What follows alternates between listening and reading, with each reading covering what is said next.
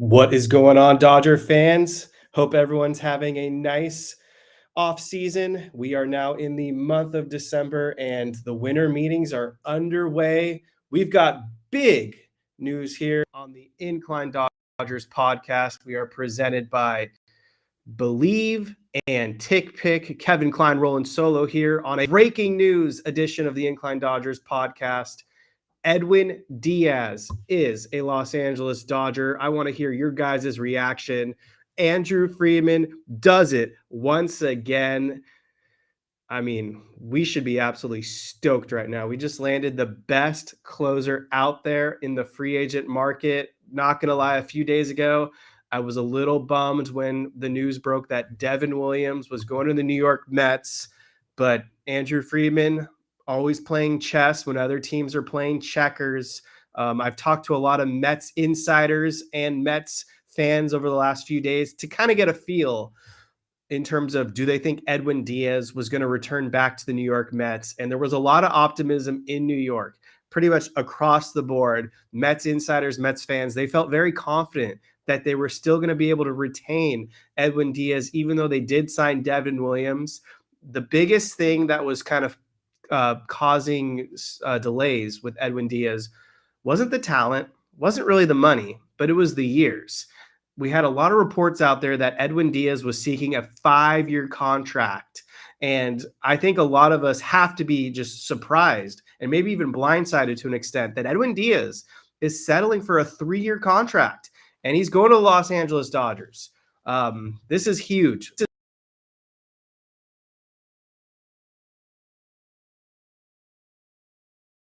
That was going to be their agenda all offseason long, was obtaining a big name closer because this bullpen was atrocious last season.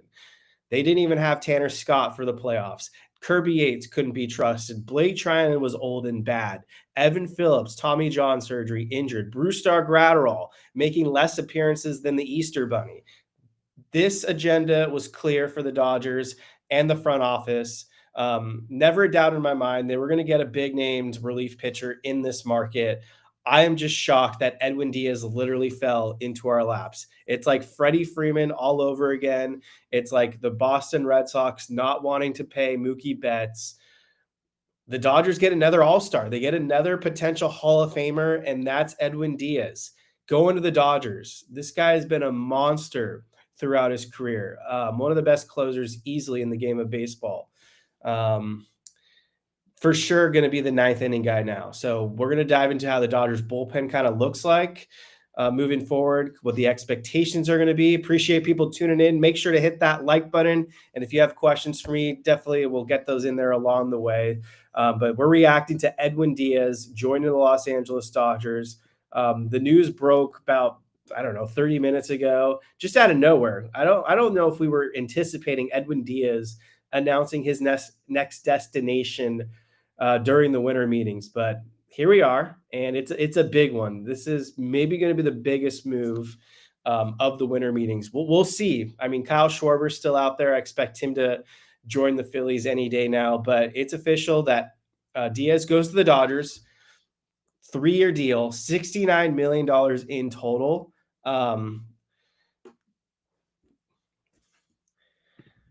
This is lit. I mean, I don't know what else to say. This is absolutely lit. I agree with Moose 1032. Diaz probably did take less money to be here. I think he wants to win. And to be quite frank, his options probably were the New York Mets, the Toronto Blue Jays, and the Los Angeles Dodgers. But what I'm guessing won him over of those three is that the Dodgers are the proven winner. They've won back-to-back World Series. They're in the best position to potentially three-peat. I have some questions about the Toronto Blue Jays getting back to the World Series. I think they're in a very tough division. The New York Mets, they didn't even make the playoffs last season. They've got some question marks on their starting pitching front, and you need a lineup that's better than just Juan Soto to get any noise in the National League. So the Dodgers were the clear cut in the class above all these other options. I'd be curious to see a little bit more in terms of kind of what Edwin Diaz's other offers were. But I mean, I'm shocked. It only took 3 years to land Edwin Diaz. I thought for sure it would take 4, if not 5 years to bring him over, but 3 years, 69 million, that's nothing at the end of the day. They're paying in total, they've paid way worse. I mean, last year, like for example, they paid Chris Taylor and Michael Conforto probably about $30 million to do absolutely nothing. You're paying an average of $23 million for Edwin Diaz to be your closer. That's chump change for the Dodgers, and that's why I never bought this whole notion that they weren't going to make a big splash in the relief market. When Devin Williams went off the board, that was a smoke signal to me that they were shifting their gears and they were shifting their focus on Edwin Diaz. I almost think that that might be why the New York Mets signed Williams in the first place, because they had a feeling they were out on Edwin Diaz. So they pivoted quickly. Last season, all-star season for Diaz, 163 ERA, 228 FIP. He had 28 saves and 98 strikeouts across 66 innings thrown. Of course, this was a season where the Mets did not make the playoffs, but a 163 ERA as a closer, 98 strikeouts over 66 innings thrown. You're looking at a K through 9 of 13. Career wise, Diaz has a K through 9 of 14 and a half. He is absolutely a monster. I am stoked that the Dodgers are getting this phenom in the bullpen. The guy is an absolute weapon. I'm excited for what the Dodgers are going to do with him. Postseason pitching resume, pretty good as well. 238 career playoff ERA, 262 FIP. This is across a total of 11 innings thrown. We saw him in the NLCS in 2024. He actually threw 5 1/3 innings against the World Series champion Los Angeles Dodgers in that 3-game stretch. Didn't allow a run. What I love also about Diaz's game is that this is a guy that he's not a traditional closer where it's just 3 outs and he's gassed. Diaz has shown that he has the ability to get 5, maybe even 6 outs at times. He can be a 2-inning guy if needed. That also helps shorten up the bullpen for sure for the Los Angeles Dodgers. So knowing that you have a guy that can pitch in the 8th and the 9th, I think that's certainly a catalyst for the Dodgers. So kind of looking through now what the Dodgers bullpen outlook's going to look like. Diaz is your closer. No debate, no questions asked. You know he's going to be your guy almost every time out, except in the occasion where maybe he needs a day off or so because he's pitched 2 or 3 days in a row. But Diaz is the closer. Tanner Scott, now you slide him to that high leverage setup inning role. Perfect, because he couldn't handle the bright lights as a closer for the Dodgers. He just couldn't do it. He had 10 blown saves. He was a disaster out there. Tanner Scott, now all of a sudden, he's in the conversation for best setup pitcher in baseball. I think he's going to thrive in this role. I think he's going to really have a great bounce back season. There's a lot less pressure now on Tanner Scott, and he's got that chip on his shoulder. He's going to want to prove himself. He's going to want to prove his worth. I'd be shocked if Tanner Scott has bad back-to-back seasons. But Tanner Scott now, he becomes your number 1 trusted setup guy. You've got Alex Vesia as well, another guy you can trust as a setup role. So your 7th through 9th, they look pretty covered. I mean, Vesia, Scott, Diaz, that's locked down right there. Then you've got other internal options that are going to be, people you can lean on as well. Hopefully Blake Treinen bounces back, but we're going to need to see it to believe it first. But I think Blake Treinen, he can't get much worse than he was this most recent season. So I have faith that Treinen will get some high leverage. I'm huge on Will Klein. I think he's going to slide in and fit that Evan Phillips role to an extent. I think Will Klein's going to get a lot of high leverage. I also think Edgardo Henriquez is going to fight for some high leverage as well.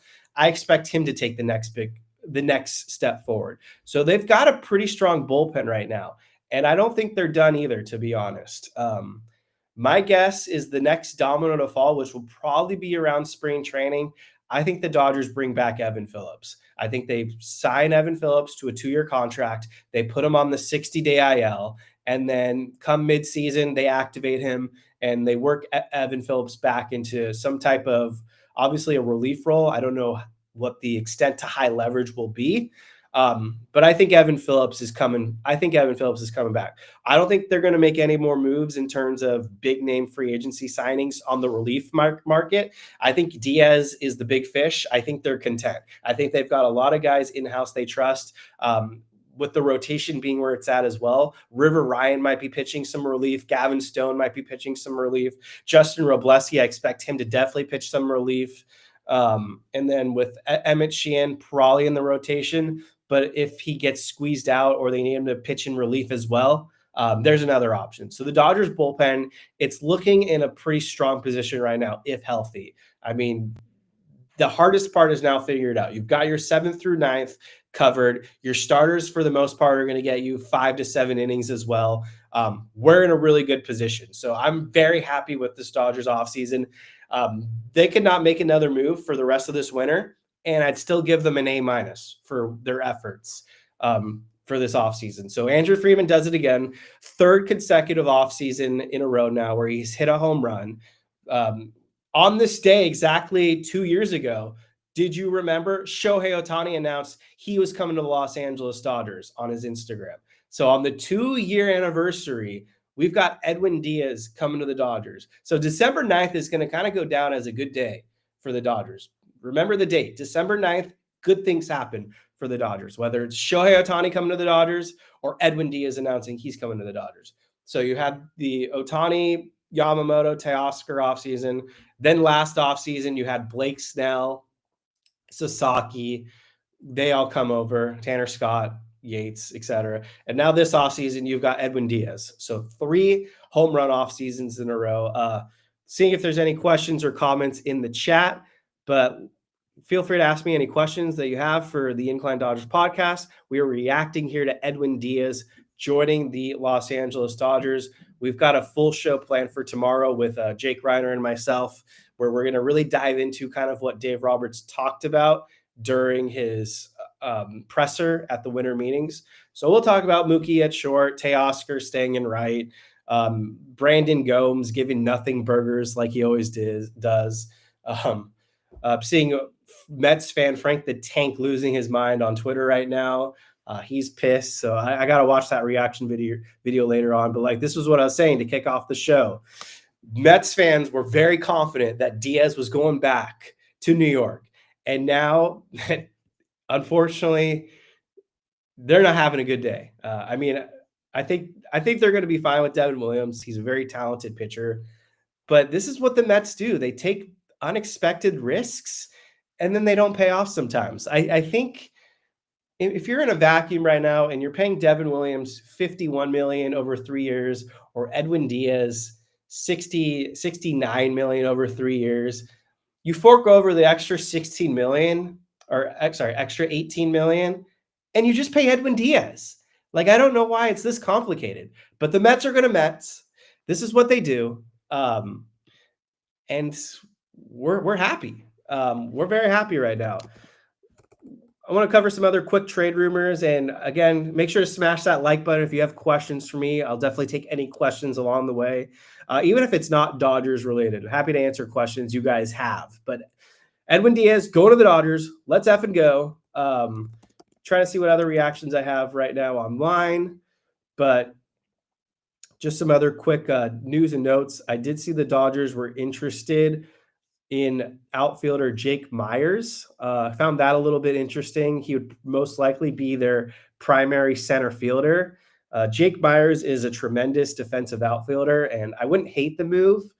He doesn't bring a whole lot offensively every time out, but he did hit in the 290s this most recent season. So, I mean, there's definitely some upside there. I don't totally hate it, but there's a lot of teams that have been talking with the Houston Astros right now regarding outfielder Jake Myers. I don't think he'd cost a whole lot, but yeah, Brian McTaggart, who covers the Astros, he's been doing it for a long time. He listed the Dodgers as one of the potential suitors for Myers. But yeah, he hit 292, but not a big power guy, just 3 home runs. He's kind of like an Alex Call, essentially, but a little bit better defensively, can play that center field. But maybe he's a platoon pat. I don't know, but I don't hate the move. We also saw Jack Harris of the LA Times report that the Dodgers were looking at Michael Kopech to be a fallback option if they didn't get the other primary targets. But I think that narrative is probably changed now. Now that they got Edwin Diaz, I don't think Michael Kopech is probably coming back. I mean, it's not necessarily off the table completely, but I do expect Michael Kopech to probably find a new team this offseason. But that was worth noting that Kopech was also on the Dodgers' radar as an option. We've got Laker Dodger for life. Bring Scooball home. Interesting one because there are fake reporters out there talking about Tarek Scooball as a trade target for the Dodgers. But I just don't buy that one, to be honest. I don't think Scooball is going to land in Dodger blue, at least this year. I don't think they need to trade a lot of top prospects for a potential 1-year rental. But, crazier things have happened. So just pulling up right now the Athletic article talking about Edwin Diaz signing with the Los Angeles Dodgers for 3 years, $69 million. I want to get your guys' reaction. Let me know in the chat what you think about Edwin Diaz coming to the Los Angeles Dodgers. Are you a fan? Are you nervous? Are you happy? Are you sad? Let's hear it. I'll read a few of your guys' reactions to Diaz. So let's kind of zoom out real quick and get to where this started. So Edwin Diaz, I believe, had 2 years remaining on his contract with the New York Mets, and he had an opt-out provision. So he took the opt-out this offseason, and the Mets gave him the qualifying offer. So Edwin Diaz had the qualifying offer attached to his attached to him. So an outside team like the Dodgers, if they were to sign a guy like Edwin Diaz, who has the qualifying offer, that means that the Mets are going to get a compensatory draft pick. So I think in this case, the Dodgers, they're going to lose. I think they lose their second round pick. I think they also lose a fourth or fifth round pick, and they're going to lose some international bonus funds. But because of where the Mets are in terms of their payroll, I think they only get a fourth round pick. I might be wrong here, but I think that they're over the luxury tax penalties, or they're over the luxury tax threshold, so they get a penalty. So the Dodgers lose their picks, and then the Mets get a pick. But it's not as good of a pick as it would be if you were below those tax thresholds. So they could have gotten the second round pick if they met those minimums, but they didn't. So it's a fourth round pick. So Edwin Diaz opts out. He had 2 years left. The thought here was he was going to seek a 5-year deal. I saw a lot of projections out there that 5 years, $100-something million, AAV between $21 to $23 million. It seemed like entering the offseason, like this was going to be the Mets' priority. Basically, they had to choose between Diaz and Alonso. There was a lot of skepticism that they weren't going to be able to bring both back. So the initial noise was they'll get Diaz, no problem, pay him his 5-year contract. But then kind of as the offseason was starting to progress, we started to hear little things out there like maybe Diaz, he could see a life outside of the New York Mets. Maybe Diaz wants to focus on being with a perennial winner. Maybe Diaz is open to the idea of, switching cities. And so I think Mets fans and the Mets front office, they started to panic, and they could start to see the idea of Edwin Diaz slipping away. And so a week ago, whatever it was, out of nowhere, bang, they signed Devin Williams. And when that happened, I was under the impression that Edwin Diaz was gone. In my most recent episode, I put Edwin Diaz or bust, which was basically an indication that for the Dodgers to have a successful relief pitching offseason, it was going to be Edwin Diaz or bust. And so when the Mets got Devin Williams, I just didn't buy it that they were going to pay Devin Williams and then pay Edwin Diaz when they need starting pitching. Like the Mets desperately need some starting pitching. You can have a really good bullpen, but if you don't have starting pitching, you're not going anywhere. And they have some question marks and holes in their lineups. It's just not the best possible lineup they're rolling out there right now. You got Lindor, you got Soto, but they want to get rid of McNeil. They just traded Nimmo. There's some question marks. So I didn't buy Williams and Diaz going to the Mets. I just didn't see it, even though people within the Mets were confident I should say Mets insiders were confident they were going to bring him back. I just didn't see it. So I felt like it was really the Dodgers or the Blue Jays for Edwin Diaz. But then when you kind of look at the logistics, the Blue Jays just paid Dylan Cease $210 million. They're probably about to pay Kyle Tucker anywhere between $300 to $400 million. If they don't get him, they've got to pay Bo Bichette. So the writing was on the walls. I mean, it really did feel like the writing was on the walls that Edwin Diaz was going to end up with the Los Angeles Dodgers. The crazy part here is that he ended up on the Dodgers on our terms, because 3 years for a relief pitcher, like, that's not a huge risk at the end of the day when it's a Hall of Fame talent like a guy like Edwin Diaz. So you bring a guy who's got a lot of closing experience now.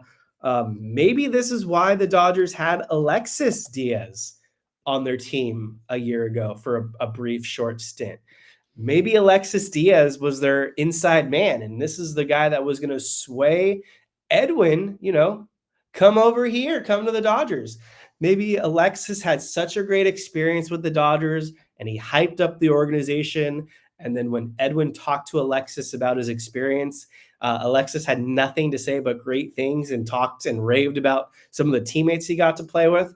Maybe these were some of the factors that swayed over Edwin Diaz. You never know. I mean, it was kind of out of nowhere that the Dodgers added Alexis Diaz to the roster last season when he clearly wasn't pitching well over the last couple of years. So maybe this is just another chess move by the Dodgers front office. But I love the move. I mean, you look at some of these seasons for Diaz, got to go back to the Seattle Mariners where he really broke out. But in 2018, he had 57 saves and a 1.96 ERA for the Mariners. Then they traded him. In 2020, he had a 1.75 ERA. In 2022, he had a 1.31 ERA along with 32 saves. Then he didn't play in 2023. He actually hurt his Achilles during the World Baseball Classic. And then this most recent year in 2025, again, another 1.63 ERA. Lifetime, he has a 2.82 ERA, 2.56 FIP. So this guy is legit. Like, I don't know if he's done enough to be a Hall of Famer. Really kind of depends on how many more seasons he plans to pitch. He's 31 right now, soon to be 32. But he has 253 career saves. He'll probably accumulate another 70 to 90, I would guess, with the Dodgers. So we'll just round up. Probably by the time his 3-year contract's over, he'll have 350 saves, give or take. Don't know if that'll be good enough to be a Hall of Famer, but he's a Hall of Fame talent. And that's what you're getting with Edwin Diaz. So we've got some comments.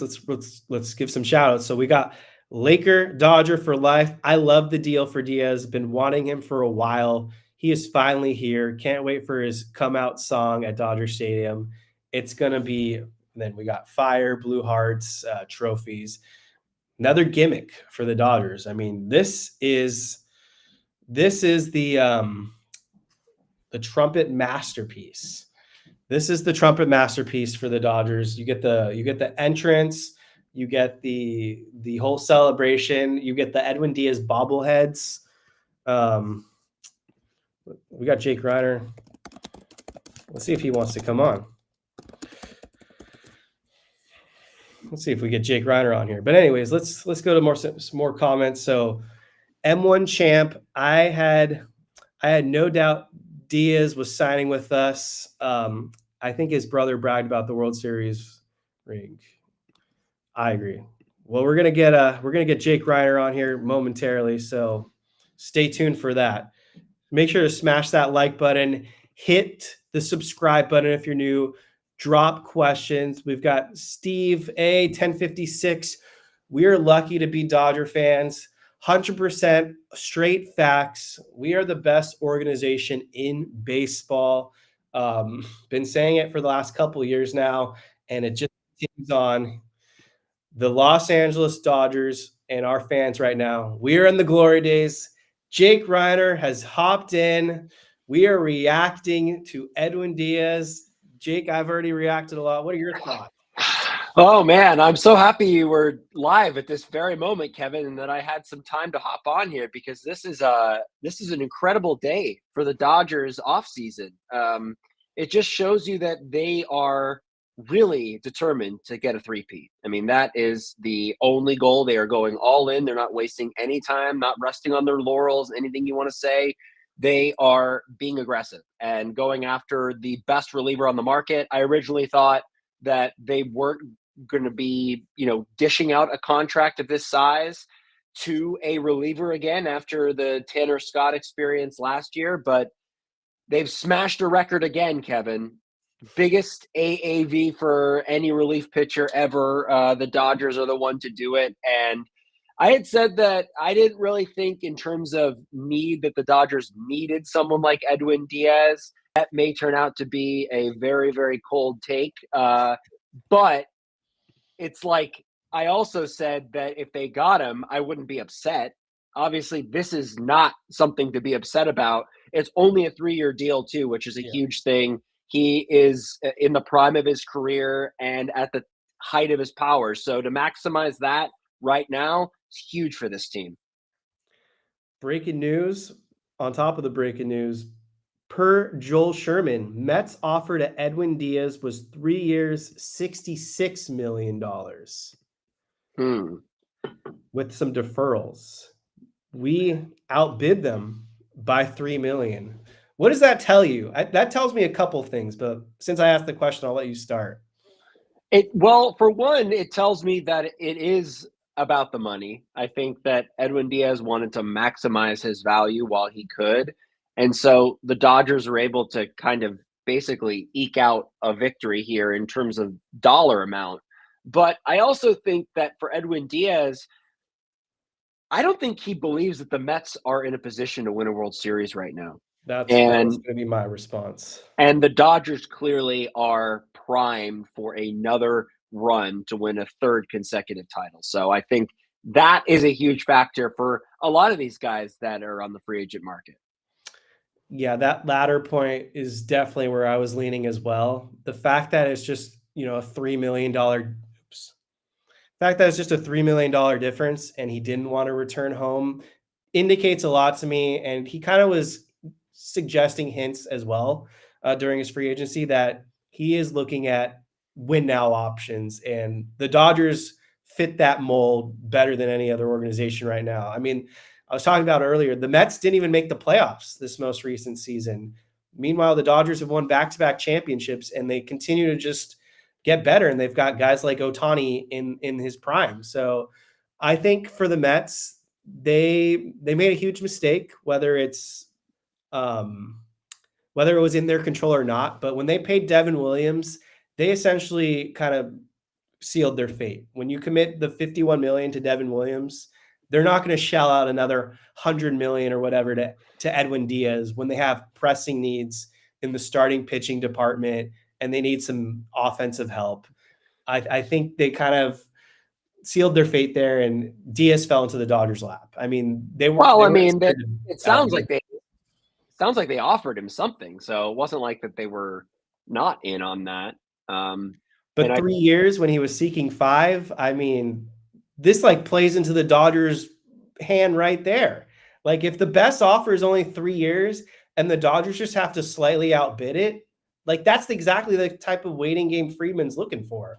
Right. And I think that maybe Edwin Diaz saw the writing on the wall. They went and got Devin Williams. And what is that going to mean for him? Obviously, if they brought back Edwin Diaz, he would be the closer. There's no doubt about that. But I think he probably saw that they were going to get Devin Williams and that they had this backup plan if Edwin Diaz decided not to sign. And maybe the Mets kind of knew that Diaz was maybe unhappy and maybe wasn't so gung-ho about coming back to the Mets, and they offered this deal as sort of like a PR move to say to their fans, hey, we tried, and maybe he was always leaving. I think so. I don't remember if I said it on here, but I definitely said it online that I feel like the Mets had a feeling that the Dodgers were going to get Edwin Diaz. I think that's why they quickly pivoted to Devin Williams, and they just knew that Diaz was on the Dodgers board, and they weren't willing to meet the demands that Diaz was seeking. And they knew whatever offer they were going to throw at him, the Dodgers were going to outbid him. But where the Mets maybe slipped up is well, maybe not slipped up is the right, but where the Mets quickly reacted. They paid Devin Williams, and that immediately lowers Diaz's leverage because there really were just three teams I think that were in on Diaz, and it was the Mets, the Blue Jays, and the Dodgers. I don't think any other team out there was going to be willing to pay Edwin Diaz what he wanted. I just don't see it. I don't think the Yankees were going to do it. I don't think the Phillies would do it because they have Duran. I think it was a bad market environment for Diaz. And then once Williams went off the board, all leverage went into the Dodgers' favor.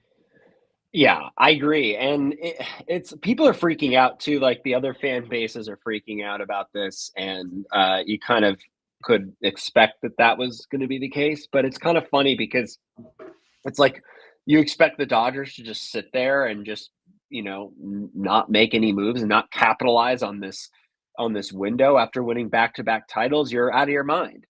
And I think that you're seeing other teams that are in the market for these big time players. I mean, we just saw Kyle Schwarber go back to the Phillies, but according to reports, the Pirates were in on that, in on those conversations. So it's good to see that these other teams that have been so reluctant to spend money are at least in the conversation of trying to get these players. The problem is, and just like we were talking about with Edwin Diaz, it's like the Pirates can't really lure Kyle Schwarber to their organization because they're not in a position to win right now. And Kyle Schwarber is not getting any younger and has a better chance to win a World Series if he stays in Philadelphia. That's what some of those teams are going to have some issues with trying to get these players to come. The Dodgers obviously can just say, look, we need a closer. We want you. We're going to try to win a third title. And that's really not the hardest sell in the world. It's pretty easy.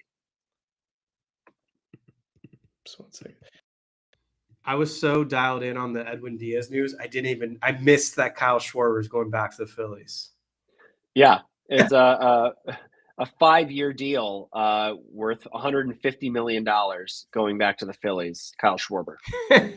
I completely missed that. So let's get to this question from Justin Yamas, as it's been something I've been laying out as well.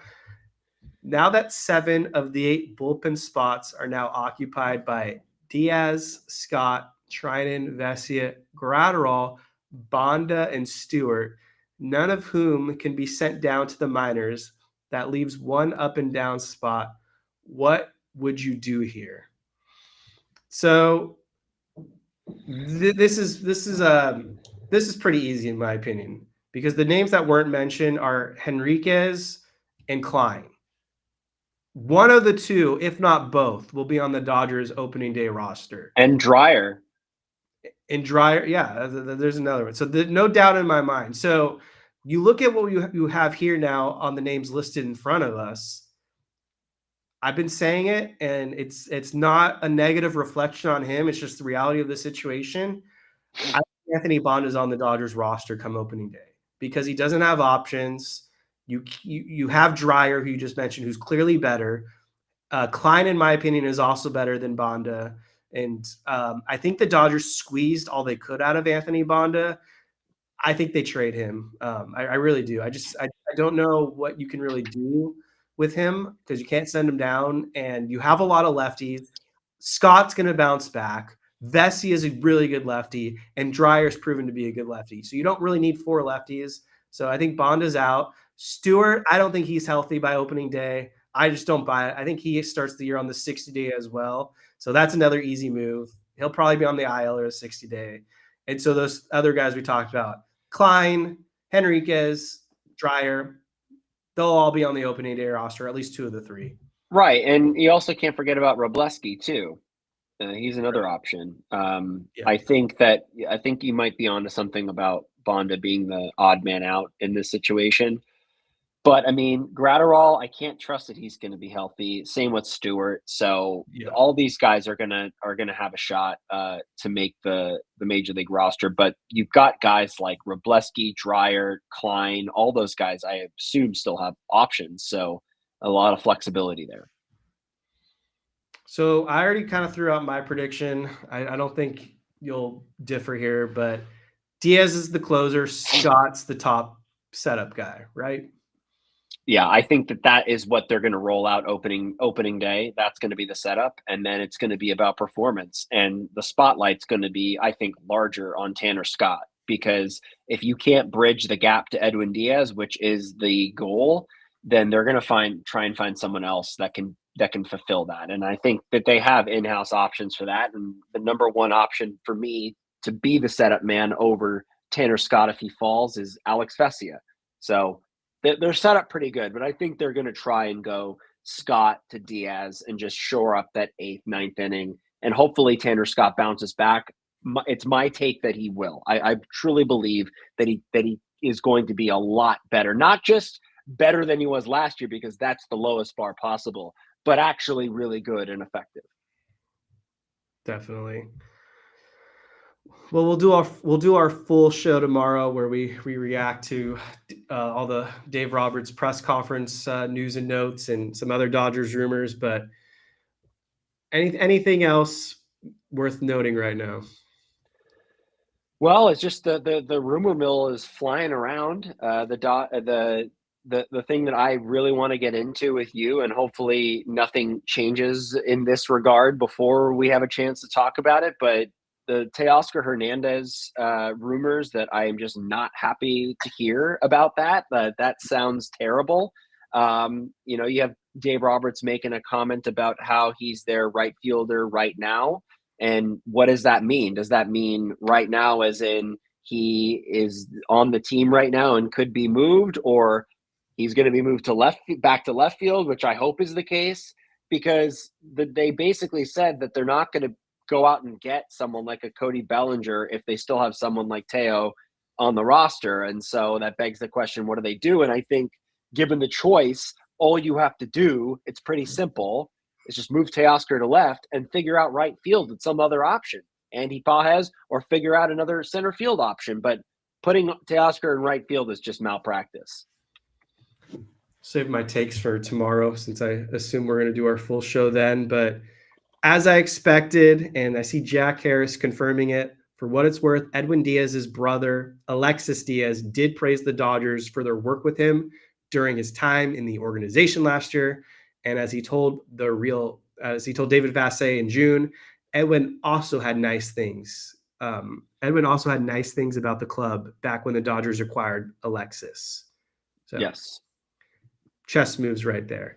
I expect the Dodgers to, probably make a minor trade now in the next day or so. Got a lot of roster spots still filled, and they need to create some openings. So wouldn't be surprised if that's the next little domino to fall. Maybe we'll save this as our last question. Then I got to get back to work and start doing productive things. But from Laker Dodger for life, who would you guys like as our left fielder? Teoscar Hernandez. So there's two sides of the coin. Who would I like as our left fielder? Teo. Who do I think is going to be our left fielder? Not Teoscar Hernandez, and save that for tomorrow. But I think we're stuck with him in right field. But who do I want? I want Brendan Donovan. That's my guy. That's my top target. The goal this offseason was to get the big name closer. Thought it'd be Devin Williams. We did even better. So we got Edwin Diaz. And now we need that kind of utility outfielder guy. So I planted my flag on Brendan Donovan. Great. All right, Jake. Well, I'll give you the final word here. This is a really good sign if you're a Dodgers fan. They're not being complacent. They are still being aggressive. And even though they have an already stacked roster, they're not done. And this is sort of like the opening salvo to say, like, this is the tone we're trying to set for this offseason, and we're not effing around. And I love that from this team. And once again, Andrew Friedman, the ownership group, it's just what a time to be a Dodgers fan. And also, like you and I are, Kevin, what a time to be a Lakers fan too. I mean, the fact that they have the same owner now is is one of the coolest things. What a time to be a Rams fan. Yeah, that too. I mean, it's a great time to be a true LA sports fan. And what I mean by true, it means like no Clippers, no Chargers, Like that, a true LA sports fan is Dodgers, Lakers, Rams, and Kings, and that should be it. I don't know if MLB Marathon is a legitimate account. I've always put them in that category of very iffy, Yeah. but What do you got? 17,000 followers for what it's worth. Per MLB Marathon, hearing a lot of skoo-ball and Dodgers buzz. Oh my Tigers like god. Emmett Sheehan. Oh my god. That would break the internet. I feel like so not to get off track here, but I feel like if the Dodgers wanted skoo-ball, they have the resources to make it happen. I mean, yeah. I mean, it's like if they really want to get him, they can really overpay and get him. I mean, they have it, and also they could overpay and still have a lot left in the tank in terms of their farm system. Yeah, absolutely. Well, this was our spontaneous reaction episode to Edwin Diaz joining Los Angeles Dodgers. We'll have a more full production tomorrow evening. But for those watching on YouTube, react in the comments. Let us know your thoughts on Diaz being LA bound. And thank you guys so much for watching us on YouTube only today in Klein Dodgers.